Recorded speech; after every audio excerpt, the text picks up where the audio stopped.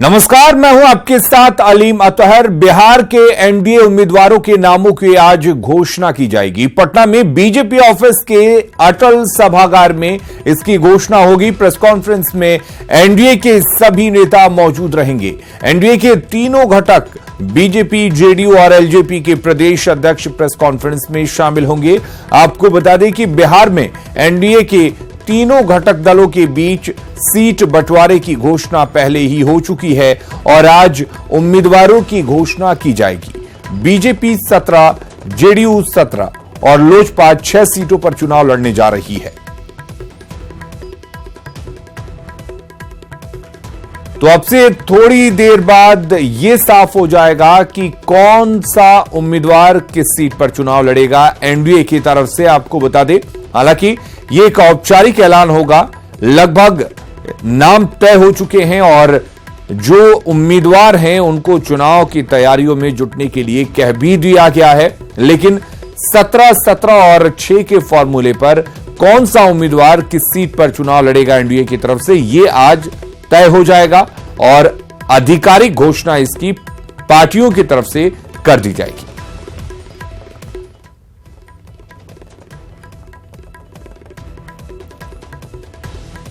तो आज press conference होगी और उस प्रेस कॉन्फ्रेंस में एनडीए के जो 3 दल हैं बिहार में, यानी कि बीजेपी, जेडीयू और लोक जनशक्ति पार्टी एलजेपी, ये तीनों दल के जो प्रदेश अध्यक्ष हैं वो एक साथ बैठेंगे और प्रेस कॉन्फ्रेंस में उन नामों की घोषणा की जाएगी कि कौन सा उम्मीदवार किस सीट से चुनाव लड़ेगा। इससे पहले तीनों दल के प्रदेश अध्यक्ष बैठे थे एक साथ और इस चीज की घोषणा की गई थी कि कौन सी पार्टी कितने सीटों पर चुनाव लड़ेगी, जिसमें 17, 17 और 6 के फॉर्मूले को लाया गया था।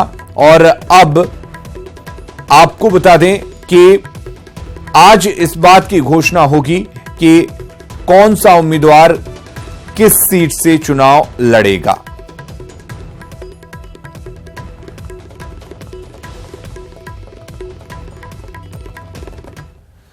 तो लोकसभा चुनाव को लेकर बीजेपी ने तैयारी पूरी कर ली है। आज उम्मीदवारों के नामों के ऐलान के साथ ही हर राज्य में पार्टी के धुरंधर नेताओं का चुनावी दौरा भी शुरू हो जाएगा। भाजपा की नजर 2014 के परिणाम से बेहतर करने पर है, जिसे पार्टी कार्यकर्ताओं के साथ सम्मेलन के जरिए भुनाने की कोशिश की जा रही है।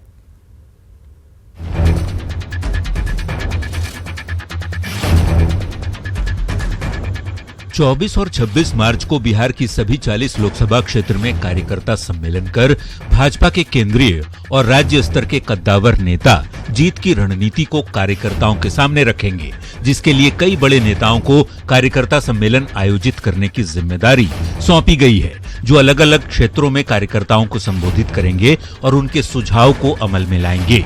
जानते हैं कि ऐसे कौन कौन से नेताओं को जिम्मेदारी सौंपी गई है।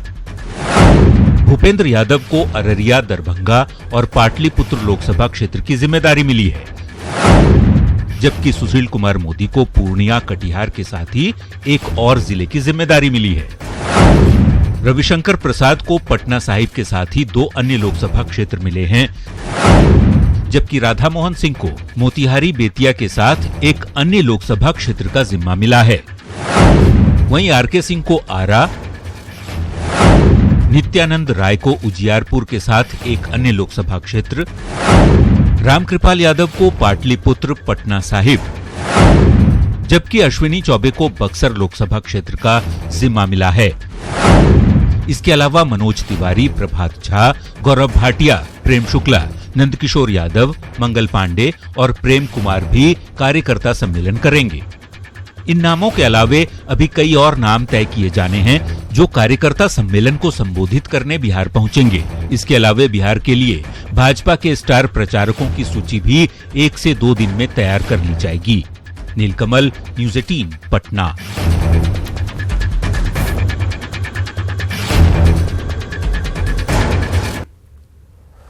और आज पूर्णिया में राहुल गांधी की सभा है। आपको बता दें, राहुल गांधी आज पूर्णिया में एक जनसभा को संबोधित करेंगे। चुनाव की घोषणा के बाद बिहार में राहुल गांधी की यह पहली सभा होगी।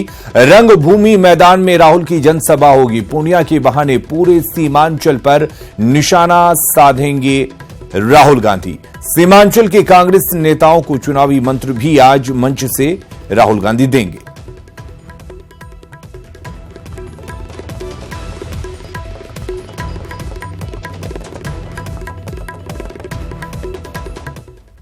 और राहुल गांधी की सभा को लेकर सुरक्षा के पुख्ता इंतजाम किए गए हैं। एसपी ने स्टेडियम और रंगभूमि मैदान में सुरक्षा व्यवस्था का जायजा लिया। साथ ही इंदिरा गांधी स्टेडियम से चुनापुर एयरपोर्ट तक कारकेड निकालकर सुरक्षा की मॉक ड्रिल भी की। सुरक्षा को लेकर हम लोगों ने समाकलन किया है और सुरक्षा के व्यापक प्रबंध किए गए हैं। सब जगह फोर्स का डिप्लॉयमेंट है और अतिरिक्त भी फोर्स हम लोग को प्रोवाइड किया गया है। उसका सबका डिप्लॉयमेंट किया जा रहा है और कहीं किसी प्रकार की कोई समस्या नहीं है। आसपास जितने भी बिल्डिंग्स वगैरह हैं सब जगह का फिजिकली थाना स्तर से नोटिस वगैरह दिया गया है।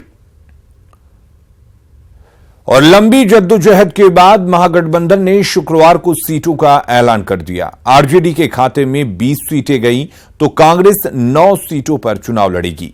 वहीं उपेंद्र कुशवाहा के हिस्से में 5 सीटें आई हैं, जबकि जीतन राम मांझी और मुकेश सहनी की पार्टी को 3-3 सीटें मिली हैं। हालांकि सभी 40 सीटों के लिए उम्मीदवारों के नाम का ऐलान नहीं किया गया।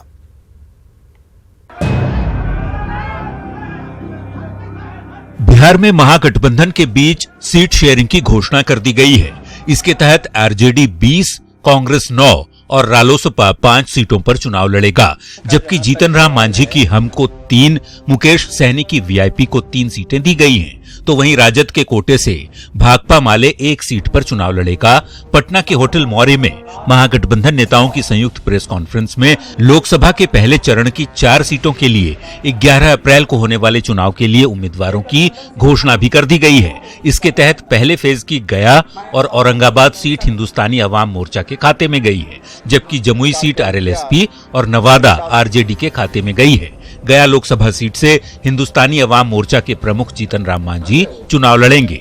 नवादा से राजद की विभा देवी उम्मीदवार होंगी, जबकि जमुई से रालोसपा के भूदेव चौधरी और औरंगाबाद सीट से हम के उपेंद्र प्रसाद उम्मीदवार होंगे। वहीं 2 सीटें नवादा और डेहरी के लिए होने वाले विधानसभा उपचुनाव के लिए भी उम्मीदवारों का ऐलान कर दिया गया। नवादा सीट पर मांझी की पार्टी हम के धीरेन्द्र कुमार सिंह उर्फ मुन्ना उम्मीदवार बनाए गए हैं। तो वहीं डेहरी से राजद के मोहम्मद फिरोज उम्मीदवार होंगे।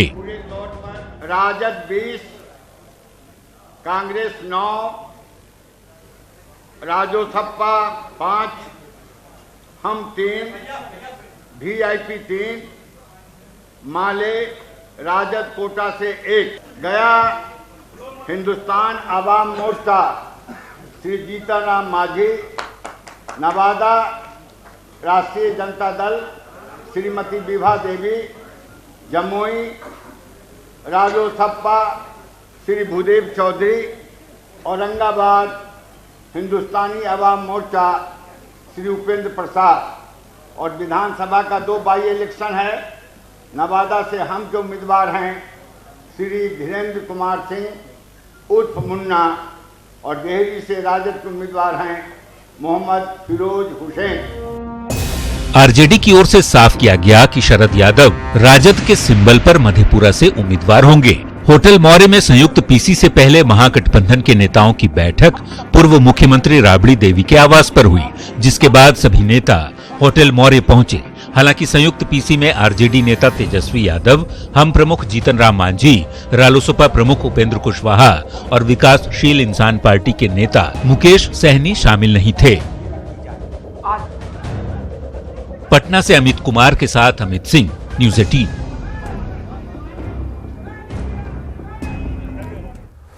और इस वक्त एक बड़ी खबर का रुख कर लेते हैं। पूर्व विधानसभा अध्यक्ष उदय नारायण चौधरी नाराज हो गए हैं। महागठबंधन में सीट बंटवारे से उदय नारायण चौधरी नाराज हैं। जमुई से चुनाव लड़ना चाहते थे उदय नारायण चौधरी, आरजेडी के सिंबल पर चुनाव लड़ना चाहते थे उदय नारायण चौधरी।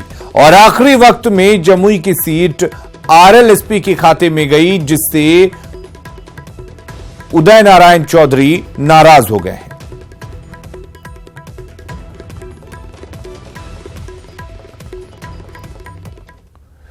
और महागठबंधन में सीट शेयरिंग का फॉर्मूले का ऐलान तो हो गया, लेकिन प्रेस कॉन्फ्रेंस से तीनों दलों के सियासी दिग्गज की गैर हाजिरी ने कई सवाल खड़े कर दिए हैं।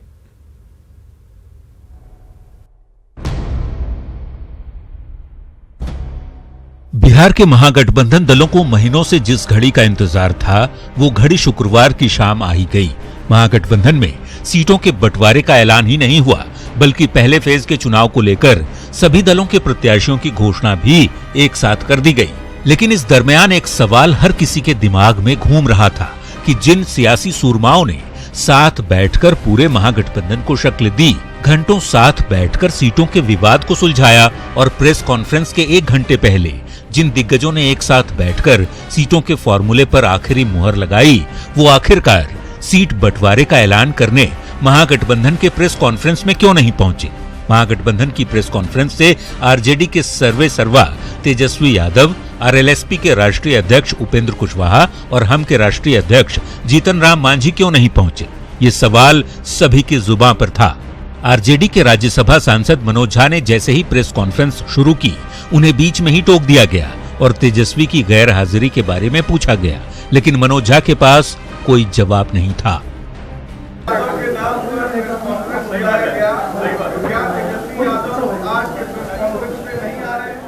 नहीं, प्रकाश जी, माफी के साथ पहले मुझे कह देने दीजिए, फॉर्मेट में लास्ट वक्त में एक चेंज हुआ और बहुत जल्द हम लोग एक खुले प्रेस कॉन्फ्रेंस को लेकर के आएंगे। पहले तो 15 मिनट के लिए माफी मांगने दीजिए आप सबसे, हमसे विलंब हुआ। नेता प्रतिपक्ष, आप मुझे अब सारे सवाल आपके लूंगा, बस एक बार विनती है, मुझे अपनी बात रख लेने दीजिए। प्रेस कॉन्फ्रेंस खत्म होते ही मनोज झा चलते बने और तेजस्वी की गैर हाजिरी का सवाल जस का तस बना रहा। अब जरा प्रेस कॉन्फ्रेंस से पहले की वो तस्वीर देखिए, जब राबड़ी देवी के आवास से बैठक खत्म होने के बाद महागठबंधन के नेता बाहर निकल रहे थे। राबड़ी आवास से बाहर निकले तो मनोज झा ने हमारे सवालों का जवाब दिया, मदन मोहन झा ने हमसे बातचीत की, शरद यादव ने भी आरजेडी में अपनी पार्टी के विलय की बात मानी। आपकी पार्टी का विलय हो जाएगा चुनाव के बाद जो है आरजेडी में। हाँ, ये ठीक बात है, ठीक बात है कि दोनों पार्टी का विलय हो जाएगा। राबड़ी के आवास से कुशवाहा भी बाहर निकले, लेकिन हाथ जोड़कर कुछ भी कहने से मना कर दिया। प्रेस कॉन्फ्रेंस के बाद हमारी टीम जीतन राम मांझी के आवास पहुंची तो मांझी का चेहरा मुरझाया हुआ था। ऐसा लग रहा था जैसे मांझी सीटों की डील से संतुष्ट नहीं, और मांझी ने मुंह खोला तो सच्चाई भी सामने आ गई। पार्टी में एडजस्टमेंट की मामला होती है, एडजस्टमेंट में सब लोगों को ले दे के चलने का मामला होता है। तो था एक स्टैंड हमारा कि हम राजद और कांग्रेस के बाद सबसे ज़्यादा सीट हम चाहेंगे, या नहीं तो बराबर सीट भी मांगेंगे। तो लगता है कि लगभग बराबर सीट का एक फार्मूला माना गया है। अगर 5 सीट आरएलएसपी को मिला है विधानसभा का, लोकसभा का, तो सब कुल मिला करके 5 सीट हमको भी है, 3 विधानसभा, 3 लोकसभा, 1 विधानसभा और 1 विधान परिषद, तो हमको भी 5 सीट तो है ही है। अब भला लोकसभा सीटों की गिनती विधानसभा सीटों के बराबर होती है क्या? ऐसे में मांझी की बात सुनकर यही कह सकते हैं कि दिल बहलाने के लिए ख्याल अच्छा है गालिब। तो क्या इसी नाराजगी के चलते मांझी प्रेस कॉन्फ्रेंस में नहीं आए? मांझी की नाराजगी तो समझ में आती है, लेकिन कुशवाहा और तेजस्वी प्रेस कॉन्फ्रेंस में क्यों नहीं आए? इस सवाल पर बीजेपी चुटकी लेने से नहीं चुकी। ये इस बात का संकेत करता है कि महागठबंधन में कुश्ती अभी जारी है, लड़ाई चल रही है, और जिसको कहते हैं टग ऑफ वॉर, वो अभी पूरे जोर पे है। महागठबंधन के घटक दल भले ही ऑल इज वेल कहें, लेकिन प्रेस कॉन्फ्रेंस से 3 दलों के सर्वे सर्वा की गैरहाजिरी ये इशारा जरूर कर रही है कि all is not well. Patna से अमित कुमार और अमित सिंह, न्यूज़ 18। सीट बंटवारे के ऐलान के वक्त कांग्रेस की लाचारी सामने आ गई। प्रदेश कांग्रेस अध्यक्ष मदन मोहन झा प्रेस कॉन्फ्रेंस के दौरान औरंगाबाद सीट से उम्मीदवार के नाम का ऐलान टालने की गुहार लगाते रहे, लेकिन आरजेडी सांसद मनोज झा ने इसे सिरे से खारिज कर दिया।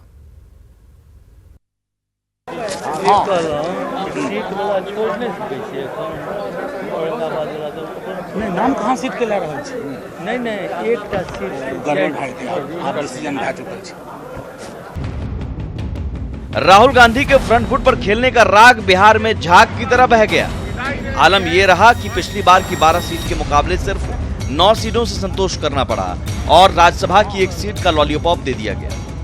लेकिन कांग्रेस को 9 सीटें भी मनमाफिक नहीं मिली, जिसका उदाहरण है औरंगाबाद सीट, जो हम के खाते में गई और वहां से निखिल कुमार का टिकट काटकर उपेंद्र प्रसाद को उम्मीदवार बना दिया गया। ऐसे में एक तरफ प्रदेश अध्यक्ष मदन मोहन झा जिस होटल मौर्या में प्रेस कॉन्फ्रेंस में शामिल थे, उसी होटल के बाहर कांग्रेस कार्यकर्ता कांग्रेस के बड़े नेताओं के खिलाफ नारेबाजी कर रहे हैं।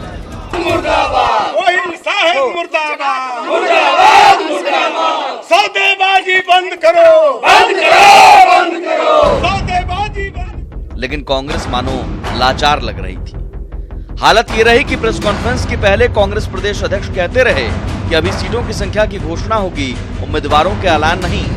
लेकिन प्रेस कॉन्फ्रेंस में पहले चरण के उम्मीदवारों का ऐलान कर दिया गया, जिसमें औरंगाबाद का भी नाम है। सीटों की संख्या, कौन दल कितना लड़ेंगे, वो घोषित कर दिया जाएगा और उसके बाद हम समझते हैं फर्स्ट और सेकेंड फेज का जो चुनाव होगा, उसमें जिनके हिस्से में वो सीट आएगी वो 1-2 दिन में कैंडिडेट भी डिक्लेयर कर देंगे। तो आज जो है वो कैंडिडेट पर घोषणा नहीं होनी है? नहीं, कैंडिडेट भी नहीं होगा। मेरे जानकारी में जो हम लोग से आपस में जो तय हुआ था, उसमें हुआ था हम लोग सीट बता देंगे कि कौन दल कितने सीट पर लड़े। गया हिंदुस्तान आवाम मोर्चा श्री जीतनराम मांझी, नवादा राष्ट्रीय जनता दल श्रीमती विभा देवी, जमुई राजोसपा श्री भूदेव चौधरी, औरंगाबाद हिंदुस्तानी आवाम मोर्चा श्री उपेंद्र प्रसाद। शायद कांग्रेस को भी इल्म नहीं था कि उम्मीदवारों का ऐलान होगा, इसलिए प्रेस कॉन्फ्रेंस शुरू होने से ठीक पहले भनक लगते ही कांग्रेस के प्रदेश अध्यक्ष आरजेडी नेता से औरंगाबाद सीट के ऐलान को टालने की गुहार लगाई। लेकिन आरजेडी नेता मनोज झा ने 2 टूक में साफ मना कर दिया।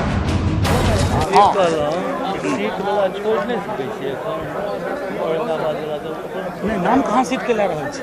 नहीं एक सीट गड़बड़ भए गेल, आब डिसीजन भए चुकल छै। कांग्रेस की दूसरी लाचारी तब दिखी जब प्रदेश अध्यक्ष मदन मोहन झा को कांग्रेस के लिए राज्यसभा सीट के बारे में ऐलान के लिए गुहार लगानी पड़ी। है राष्ट्रीय जनता दल 20, कांग्रेस 9, इस आशय के साथ भी कि राज्यसभा की पहली सीट बिहार कांग्रेस की किसी नेता को जाएगी। फिर कांग्रेस की लाचारी भरी खींच दिखी एकजुटता वाली फोटोग्राफी के दौरान, जब तुरंत मदन मोहन झा वापस मुड़कर चलने लगे, लेकिन उन्हें फिर हाथ पकड़कर वापस सामने लाया।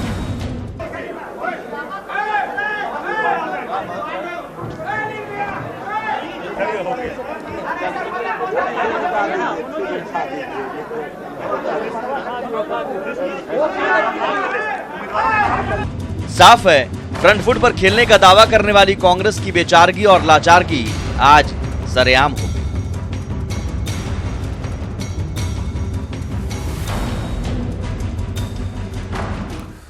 और सीटों के औपचारिक ऐलान से पहले ही कांग्रेस मुख्यालय सदाकत आश्रम में कार्यकर्ताओं ने हंगामा किया। कार्यकर्ताओं को खबर लग चुकी थी कि औरंगाबाद सीट हिंदुस्तानी आवाम मोर्चा के खाते में चली गई। पार्टी कार्यकर्ता शीर्ष नेतृत्व पर सीटों की सौदेबाजी का आरोप लगा रहे थे।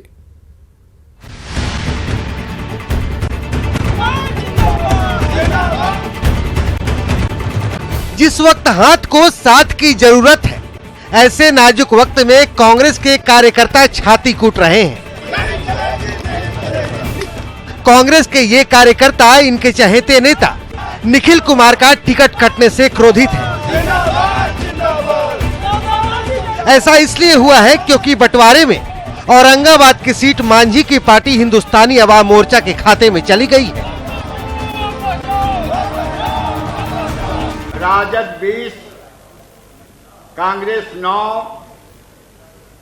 राजोसपा 5, हम 3, वीआईपी 3, माले राजद कोटा से 1, हिंदुस्तान अवाम मोर्चा उम्मीदवार हैं श्री उपेंद्र प्रसाद।